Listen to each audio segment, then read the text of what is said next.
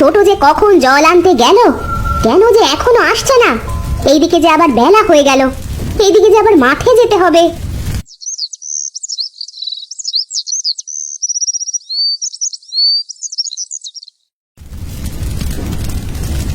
দিদি, তোমার রান্না কত দূর?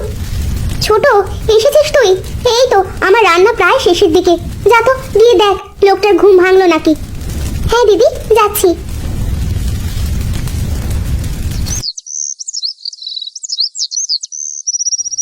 পড়ে পড়ে মিনসে দেখছি ঘুমোচ্ছে। এইদিকে যে আমরা দুই বোন খেতে খেতে মরছি, সেদিকে কি নজর আছে? এই যে শুনছো, বেলা তো আর কম হলো না, এবার একটু উঠো। কে কে রে বাবা? আমি তোমার ছোট বউ। ও ছোট বউ, দিলে তো সকালের ঘুমটা নষ্ট করে। বলি, সারাদিন ঘুম আর খাওয়া ছাড়া আপনার কি কোনো কাজ আছে? আমি কাজ করব? তাহলে তোমাদের বিয়ে কেন করেছি শুনে? হ্যাঁ হ্যাঁ, চাকরানি থাকতে আপনি কেন কাজ করবেন? কি হয়েছে রান্না? হ্যাঁ তা হয়েছে, ভাত রান্নাঘরে বেড়ে রেখেছি, একটু কষ্ট করে খেয়ে নিবেন। ছোট, চল আমরা মাঠে যাই। হ্যাঁ দিদি, চলো।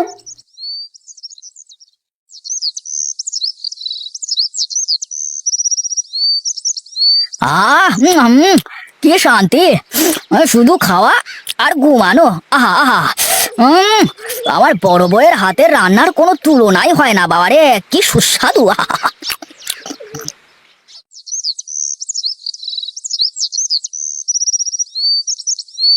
হরি, দেখ দেখ গোপালের কপাল দেখ। হ্যাঁ রে, গোপালের কপাল আছে বলতে হবে। এই বউ দুটো কিভাবে মাঠে সব কাজ করছে। হ্যাঁ, আর আমাদের বউ সারা দিন বাড়িতে বসে বসে খাবে আর ওই দাও এই দাও এই সব চাইবে, যত সব।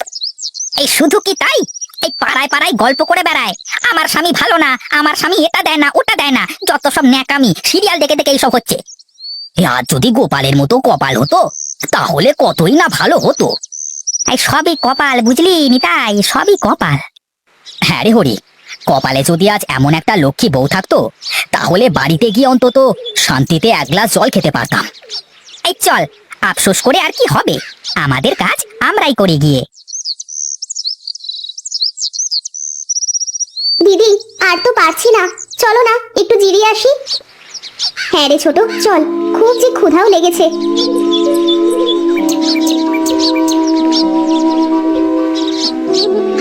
দিদি, শরীরটার ভেতর ভালো লাগছে না গো। কেন রে ছোট, কি হয়েছে? কেমন যেন জ্বর জ্বর লাগছে। আচ্ছা ঠিক আছে, তুই খাবার খেয়ে এবার চারা গাছগুলো লাগাস, আমি জমি কুপোবো নে। ঠিক আছে দিদি, নে এবার খাওয়া শুরু কর তো।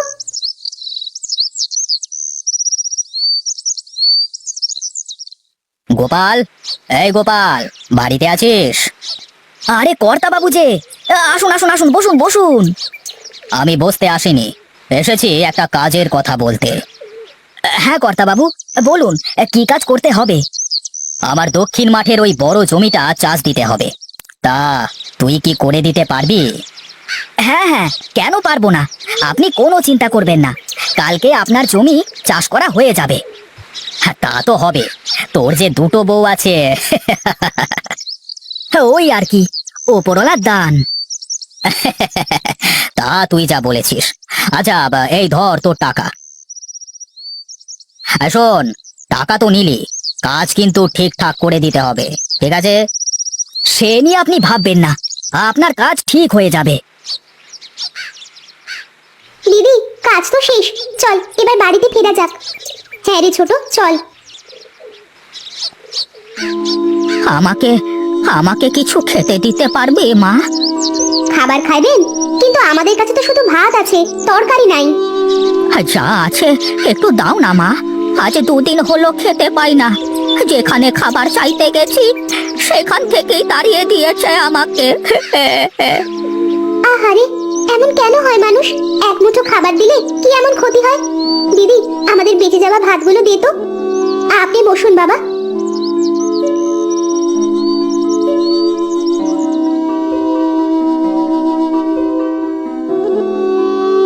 তা মা, তোমাদের দেখে মনে হচ্ছে মাঠে কাজ করছিলে। হ্যাঁ বাবা, আমরা দুই বোন মাঠে কাজ করে সংসার চালাই। কেন রে মা, তোদের কেউ নেই? আছে তো বাবা, আমাদের দুই বোনের এক স্বামী। সে সারাদিন বাড়িতে বসে খায় আর ঘুমোয়, কোনো কাজ করে না। না না না না, এটা তো ঠিক না। তাতে কি হয়েছে বাবা? আমরা কিছুই মনে করি না। আমরা দুই বোন আমাদের স্বামীকে খুব ভালোবাসি। তা বেশ ভালো কথা। তোমাদের মতো লক্ষ্মী মেয়েদেরই তো স্বামী ভালোবাসবে। তাই বলে বউ দিয়ে হাল চাষ করাবে, এটা তো মেনে নেওয়া যায় না মা। মেয়েরা সংসারের কাজ করবে আর ছেলেরা বাইরের কাজ। আমাদের স্বামী যে কুঁড়ে বাবা, কোনো কাজ করতে চায় না। কি করব, বাধ্য হয়ে আমাদেরই কাজ করতে হয়। ও আচ্ছা, এই কথা। বেশ,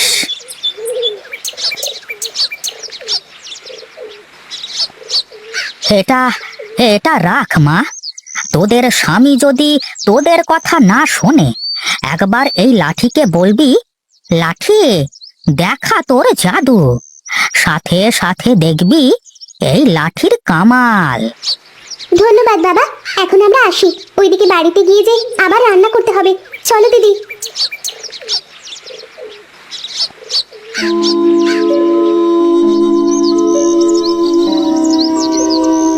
এই কোথায় গেলে আমার দুই বউ?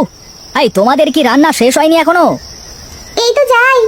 ছোট, তাড়াতাড়ি কর, লোকটা যে খাবারের জন্য বসে আছে। থাক না দিদি, সারাদিন হাড় ভাঙা পরিশ্রম করে এসে আবার রান্না করা, দেখেছো কত কষ্টের। সবই আমাদের কপালের দোষ রে ছোট। চলো খাবার নিয়ে গিয়ে দিই।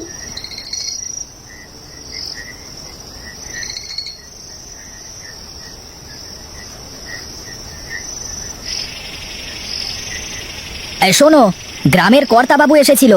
কাল তার দক্ষিণ মাঠের ওই জমিটা চাষ করে আসতে বলেছে। আমরা পারবো না। এ পারবে না মানে? ছোট শরীরটা ভালো না গো, তাই পারবে না বলেছে। বলে কি, তুমি এবার কিছু কাজ কাম করো। এইভাবে আমরা দুই বোন আর কতদিন সংসার চালাবো বলো তো? কি, এই গোপাল করবে কাজ? না, এটা মোটেও সম্ভব না।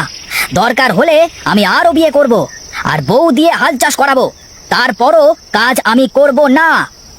দেখো, এটা কিন্তু ভালো হচ্ছে না, বুঝলে? ঠিক কিনা ভালো সেটা আমি শুনতে চাচ্ছি না। কাল কর্তাবাবুর জমিটা হাল চাষ যেন হয়ে যায়, এটাই আমার শেষ কথা।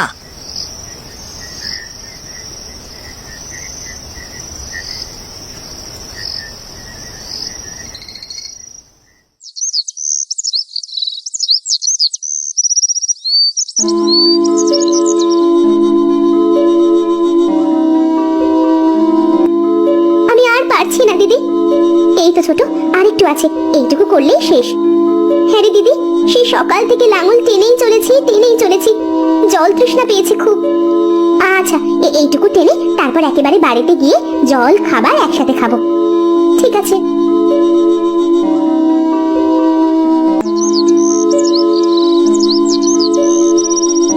দেখ হরি, দেখ গোপালের কাজ দেখ। হ্যাঁ কর্তাবাবু, গোপাল না বউ দিয়ে হাল চাষ করায়। গোপালের কপাল আছে বলতে হবে। হ্যাঁ, তা বলতে পারেন। কর্তাবাবু, আপনার জমিটা চাষ করা শেষ। হ্যাঁ হ্যাঁ, তাই তো দেখছি। আচ্ছা ঠিক আছে, তোমরা এখন আসতে পারো।